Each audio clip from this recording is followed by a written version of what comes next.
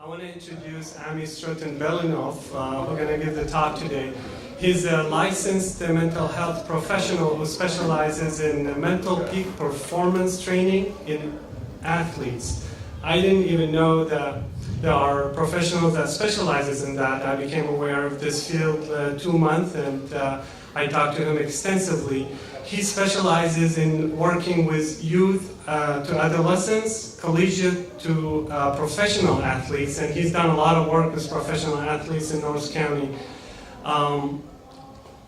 He holds the secret to winning in competition, and he promised me he's going to spill some of the beans today. Welcome, Ami, and go ahead.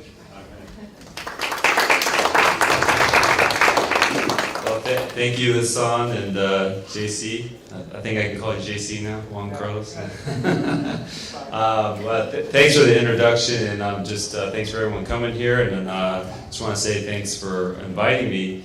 I got a chance to check out the Football Factory and know a little about it, and I got to say I'm really impressed. I work with a lot of youth in different teams and clubs, and it's very fun-natured here, which is, really what I like to strive, and it's kind of be a little bit what I'm talking about, just the fun of sports. So, like Hassan said, I work with a lot of different athletes, and psychology and sports psychology is really big in just about every pro team now. They have psychologists, psychophysiologists, where they got guys hooked up to heart rate monitors, and I actually use biofeedback to kind of help in peak performance training. So I'm going to talk a little bit today about what a sports psychologist is, but more or less I'm going to talk about kind of how to support your child in sports and youth and athletics, and I'm going to touch on some of the techniques that we use, but I'm not going to get into the in-depth. There's lots of techniques to use, but I kind of want to focus on mostly on how you can best support your child in sports. So a sports psychologist or a mental health peak performance trainer, they really focus on kind of breaking down the walls or the mental blocks that can impact sports and performance. And so we incorporate a lot of mental strategies, relaxation techniques, and the goal is to maximize your athletic potential. Because a lot of youth and Division I athletes are training. They got dietitians. I mean, some of my athletes I work with, they got like an entourage behind them of academic trainers, strength coaches, nutritionists, and sports psychology has really become one of those next added pieces. So the other point I wanted to make is that we're trying to enhance personal development, so who you are as an individual off the court, and who you are on the court. So in my practice, who you are off the court travels onto who you are off the court. So you're trying to get a whole athlete, really. Obviously you want them to win, but it's all about the whole athlete when we get down to it. The role. So interestingly, most people have a perception of a psychologist on the chair and the couch, and a sports psychologist will be everywhere. Like I'm on the beach, I'll be in the courts. I travel a lot, but when I can't travel, I talk to athletes on Skype or online. They're involved in different ways, so they really want to be connected to the athlete to see them perform and see the emotion, and you can't just do that from sometimes being in an office in a chair. There's a lot of, you guys are probably familiar with technology, a lot of technology out there. Today, I was watching one of my athletes on this app called Periscope. So I was in my office, and he films himself and it streams live to my phone. So when one of my athletes is ever performing, I can actually it just pops up on my phone. And it's really good for me because it keeps me connected to the athlete. And then we can talk about it afterwards. Usually I'll take some notes, and but it's really cool for parents or your children, because they can, if you're not able to make the game, someone can stream it and then you can watch it, and the technology has really gotten cool. So I'm going to start with this cartoon, and this is not meant to be against the parents or anything, but I thought this was really cool because it just captured a little bit what I'm going to talk about today. You got two kids, they're watching what seems to be professional soccer players. They're talking to each other. They say the reason they can play that good is their parents aren't yelling at them from the sidelines. So this isn't all you guys, but this just captures a little bit about, a child and they're playing sports. And as soon as they step onto the field, there's already the pressure of being on the field. It's their own pressure. Then you have the other team. Then you have your coach, your parents, their parents, the ref. So you can see right away, all of a sudden, all these pressures can mount up. And when they become really tight, and there's a lot of people talking to them as a youth, you can start to freeze up. And so I see this with a lot of my 14-year-olds. I mean, they come off the court crying, they made a mistake, and there's so much internal pressure already on themselves. Any little extra piece can send them over to the breaking point. And so the idea is to get back to capturing the idea or concept of allowing the kid to play free. We want to come and support them, and we want to win, but we want to do it from a supportive kind of nature. So this goes a little picture here, enjoy the ride. My practice, it's all about process, but I actually work in a field where it's all about results. So championships, MVPs, stats, titles, trophies, these are all outcome-based results, but what we really got to focus on is the process and the ride of how we got there, right? So in our culture, it's a very competitive culture, very must-win culture, and it kind of takes us out of the moment. And to be a pro athlete, we all know you have to be in the moment. You have to play what they call in the zone or the flow state, which is really the right here and right now, and it's all about the ride and the process. And as soon as you stop having fun with that, with some of my athletes, it's not fun anymore, and that's a red flag because you're no longer enjoying sport, right? And that's the whole idea is to enjoy it. You got contracts and pressures, and sometimes there's going to be those situations where it's not as fun, but this is the main point we want to do is enjoy the process, enjoy the ride.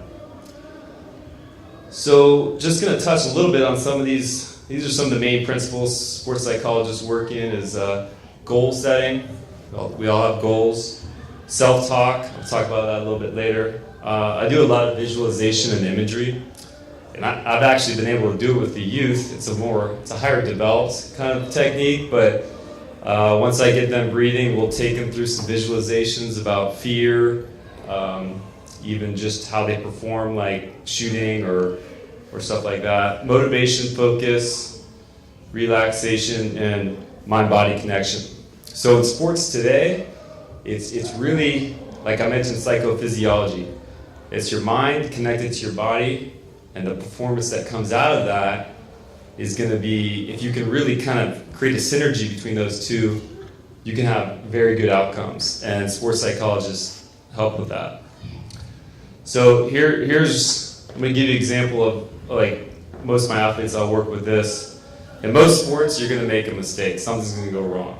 You're gonna miss the shot. Your goalkeeper, it's going to go between their legs. Hopefully not, but yeah, it does happen.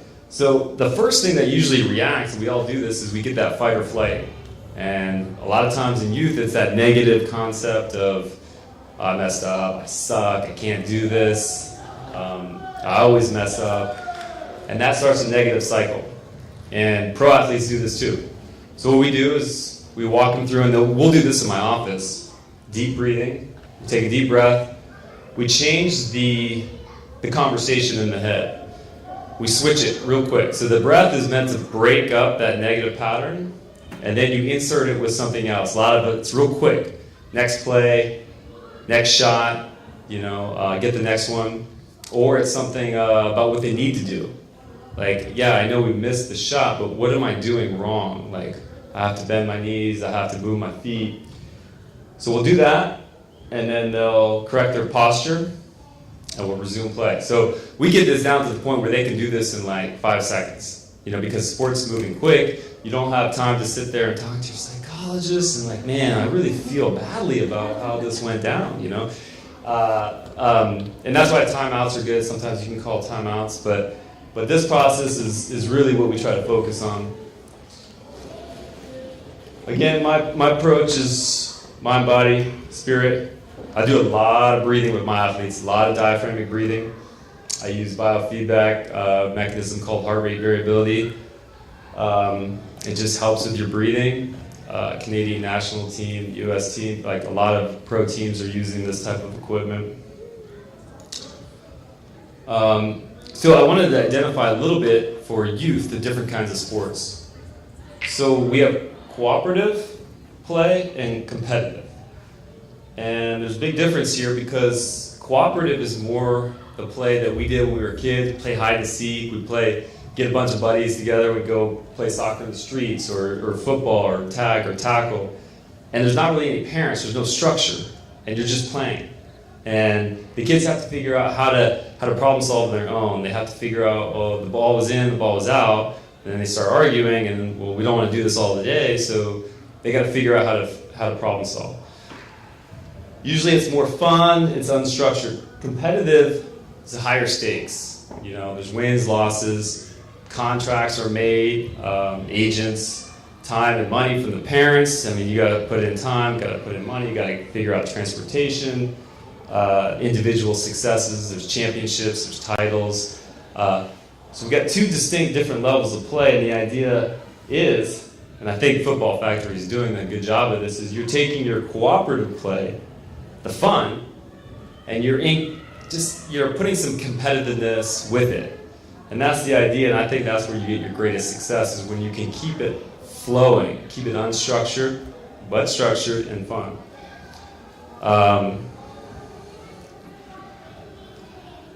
So I have two videos. I'm going to show you this one. I like this one video. It's going to talk a little bit about youth and how we can support our youth. And it's an organization, I forgot their name, but I think it's going to say it in the video. So it's a quick video, and I'll just play it now.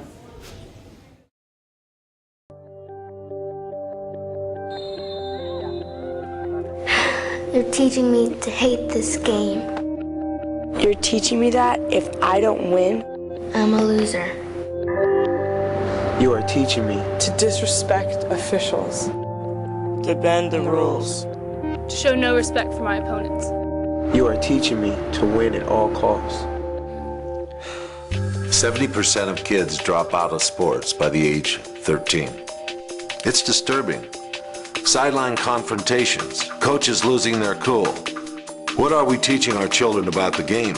And more importantly, about life? There is a better way, and it starts with positive coaching. Positive Coaching Alliance, an organization with a winning formula that is changing the way the game is played. Positive Coaching Alliance teaches coaching with two wins in mind. We call it double goal coaching. The first goal is to win. The second goal is teaching life lessons through sports, which ultimately brings more rewards than points on the scoreboard. It's a proven coaching method. I like this organization. I didn't really know about it, to be honest, but just doing some research, all the top coaches in different sports they have a lot of YouTube clips and give positive messages on how to support our youth in sports.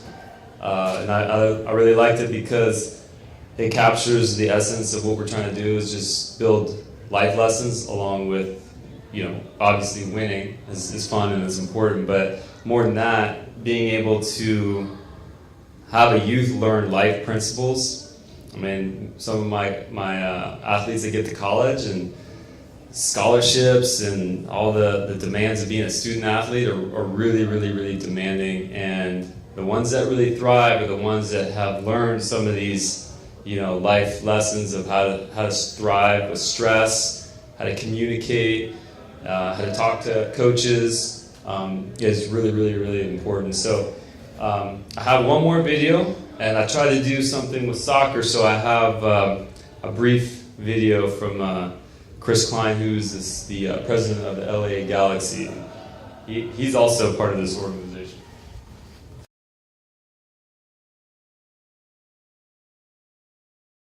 My son plays in our academy, so he plays at the Galaxy Academy, and we have very strict guidelines in terms of the involvement that we have for our parents. So just speaking from experience, our parents are not allowed to be at practice.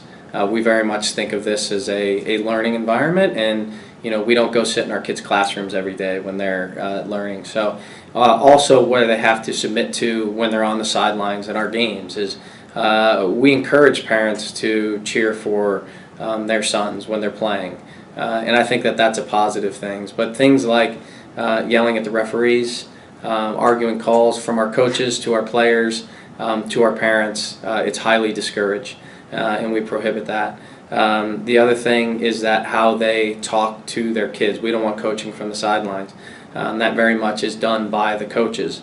And the last thing is we don't need them to root for the other team, but certainly a recognition for the competition that we're playing, because we're all in this for the same goal, and that's to make everyone's better. We want to win.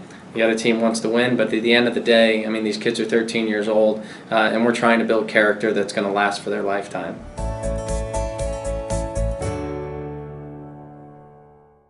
So I like what he says, and he's trying to build character, and really, like, a lot of the coaches, like I meet with, Division I coaches, they're coming out to recruit freshmen and sophomores in sports, and they're looking for things on the court just besides their athletic play, because they know these kids are going to mature, but like how do they handle themselves on the court, and how they're able to thrive under stress, or how they deal with losing, or are they putting forth effort even when they're like way down. So these characteristics are really built through youth, and they learn like sponges through how we teach them. So these life lessons are really, really, really important, and it's our jobs as professionals and parents and coaches to help support that the best we can.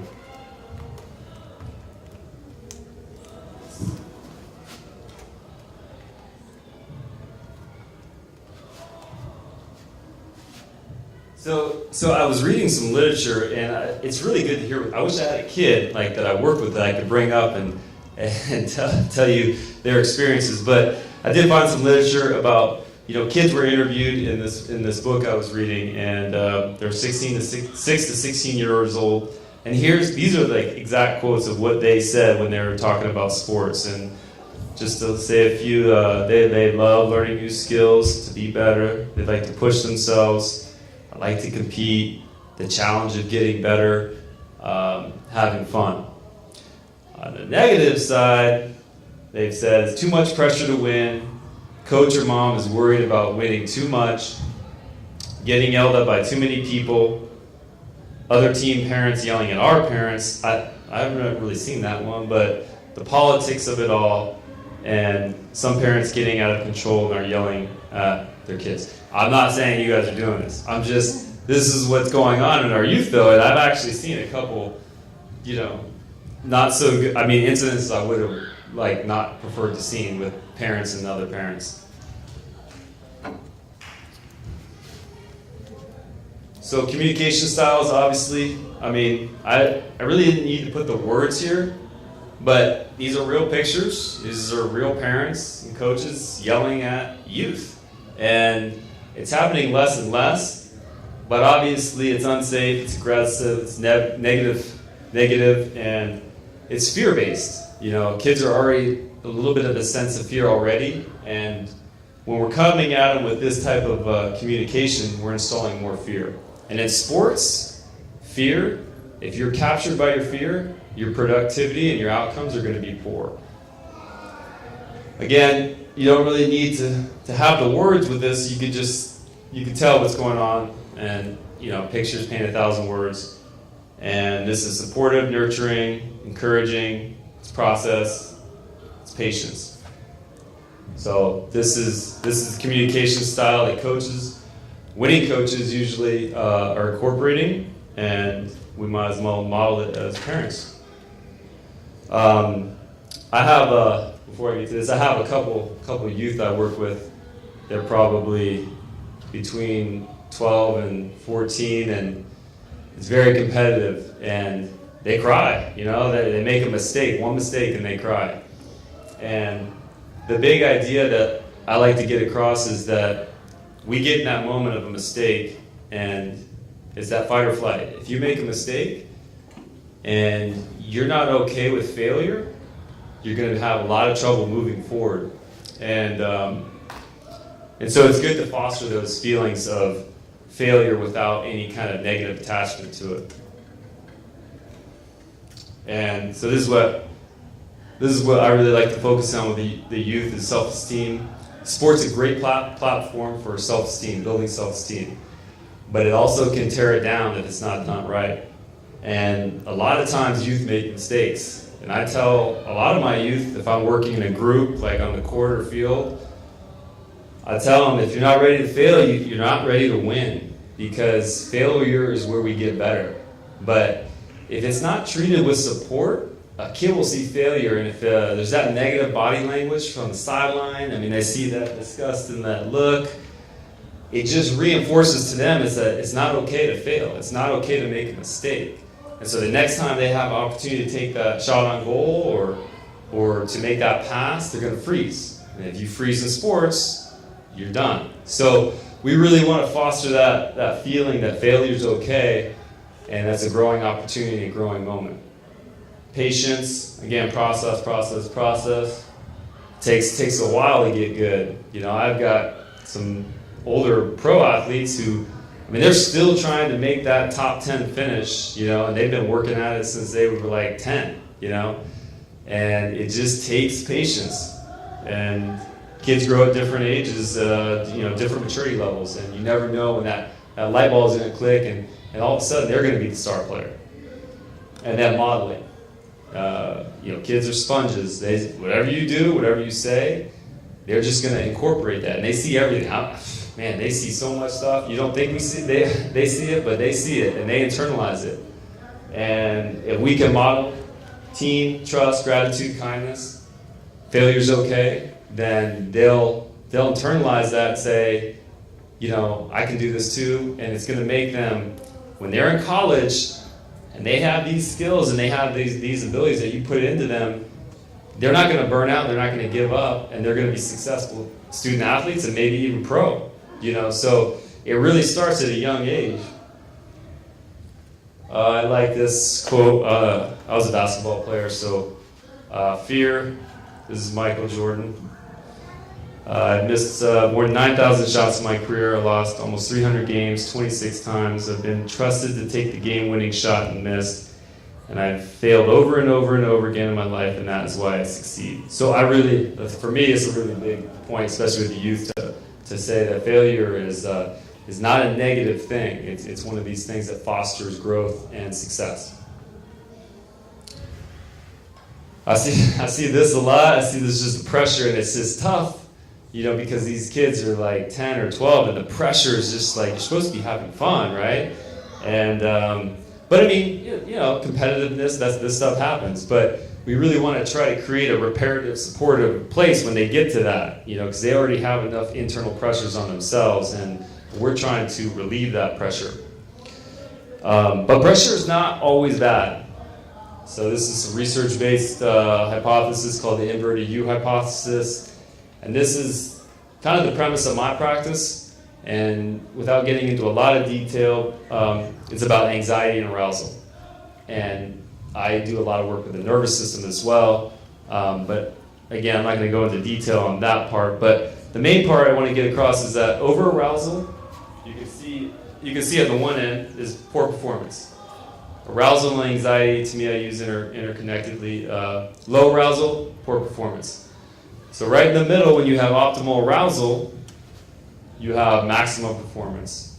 And that's when they get in the zone or in the flow state. So you have just enough anxiety to kind of get you to where you need to be in a tense level to win, but not so much where you're hijacked by your nervous system and your body actually freezes up. I try to tell athletes that this is when you get to that over-arousal that you actually cannot perform the function or execute the physical act that you need to do because your nervous system has now hijacked you. And so I really take a lot of time for the student or the athlete to understand their own feeling state. And that And that takes a long time to do, but once they get it down, they can adjust this in the moment. Motivation, I come across this a lot too, internal and external. Why are we playing the game? I had a student athlete, scholarship, Division I, ready to go, but the year before he was going to go, everything just was like poor performance. We couldn't figure it out. And it came to be that he really wasn't playing for himself. He's playing for the scholarship that his parents really wanted for him. And he kind of lost that motivation that came from inside. And so we had to take some time to repair, like, let's play for me. And so internal motion is when you want to go to practice, you can't wait to get there. You're ready to reach your goals. Externals coming from, again, contracts, trophies, championships, parents, coaches putting pressure on you. And that's all right because it can create that anxiety level. But again, we're trying to find the right balance in between. So external and internal. A couple reasons why we lose motivation: loss of fun, too much failure, too much pressure, burnout, not being challenged enough. So if you're failing, if your kid's in a sport and it's just too high of a level, they're failing, it's just not fun anymore. So it's you're not motivated. So it's about finding that kind of right kind of level of play. If it's too easy and your kid, your son or daughters are really extremely good athlete and they're in mid-level competition, they're just going to lose motivation as well. It's not as challenging for them. Goals are a huge part of my practice. I'm not going to spend a lot of time, but I can spend the whole kind of thing on goals. They're SMART: specific, measurable, achievable, realistic, and time-bound. I would also add in there dream goals and realistic goals. When I have an athlete come in, I always tell them, what's your dream goal? I want to know your biggest dream goal. They'll say like Rio, Olympics, stuff like that. And that's fine. We want to know that. That's your vision. But then I need to know what's your realistic goal in the next year. What do you want to achieve in the next year? Scholarship. All right. So goals are huge though. And this is looking like a complex model, but this is my model. And these are the principles that I believe in to be a successful athlete. And it starts with vision. You gotta have a vision of where you're going. You have to assess yourself. You have to understand who you are, on the court, off the court. You set goals, you commit to goals, and you maintain, build, and recapture confidence as much as you can. The biggest thing, as you guys know with kids, is focus. Can I stay focused from the beginning of the match, same intensity level at the end? That's really challenging to do, but focus helps keep all of these in check. So communication is a piece that's in there, but that's more with the support of communication between parents, coaches, and any other kind of providers. So just a couple reminders. For parents, gotta listen, model patience, open dialogue. The biggest thing I get is open dialogue. If you can have open dialogue with your son or daughter and create that kind of fluid chemistry where they can say whatever they want, then you can really have a successful athlete, youth athlete. The problem is it gets tricky a little bit, and it helps to have someone in between, a person like myself or maybe a trusted coach or a friend that can help build that communication or open dialogue, especially around sports. Because sometimes it just helps to have someone to facilitate that. And for youth, it's funny, when I was playing, I must have played like 6 sports growing up, and I just couldn't decide. There were so many fun sports I couldn't nail it down, but I realized in today's youth, they have one sport.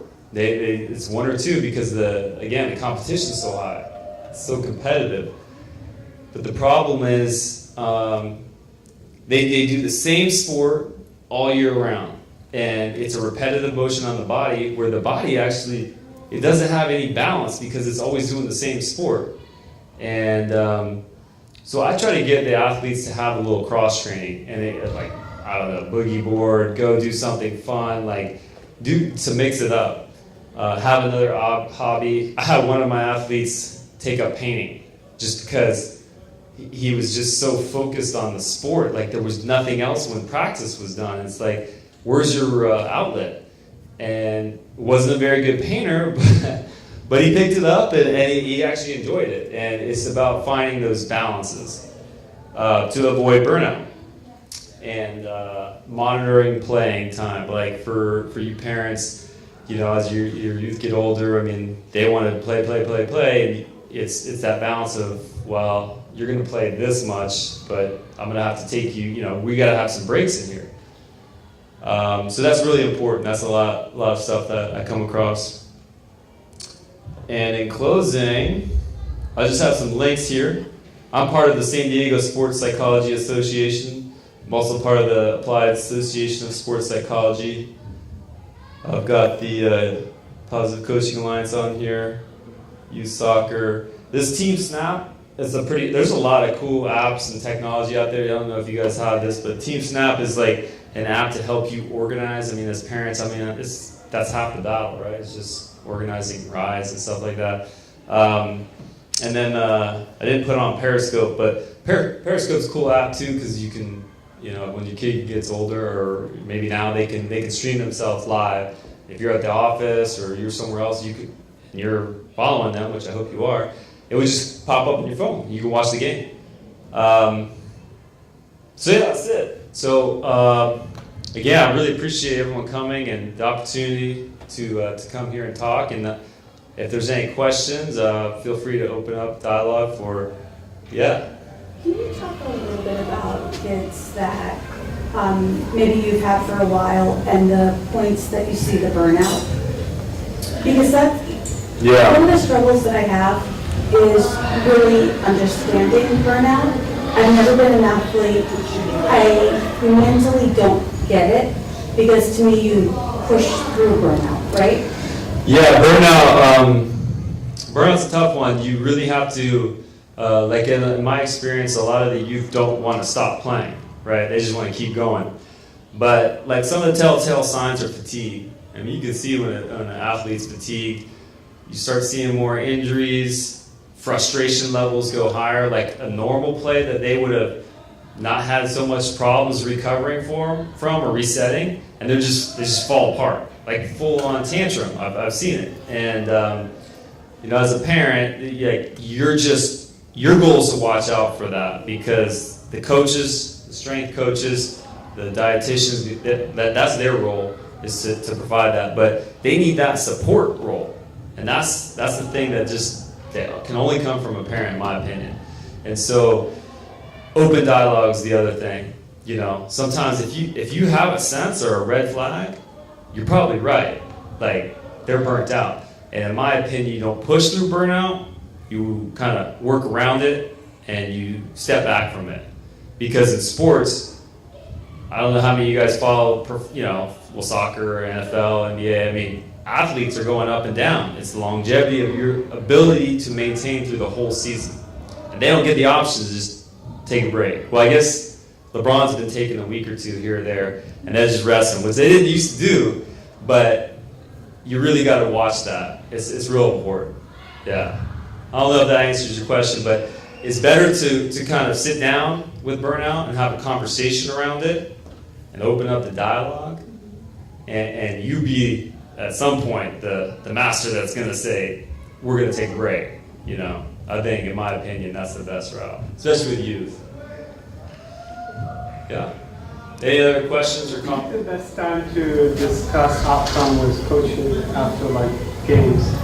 Yeah, so I have a couple friends that are soccer coaches, and they say the best time is to wait one day after a game, especially if it's a heated game. At least one day to come back and have a discussion about, I don't know, like playing time or results, technique. Maybe you had some ideas or thoughts about the game, but it's just too many emotions running high, and it's good to take at least a day. It was interesting, one of my coaches was telling me this the other day, is that they actually did a game once where there was no talking. Like, the coaches couldn't talk, the parents couldn't talk, the kids just went and played. And it was a really cool life lesson because and now he knows this team well and they work on this stuff in practice, but the youth had to figure it out on their own. Like, we're not wall passing, we're not creating space, like all that stuff they had to do.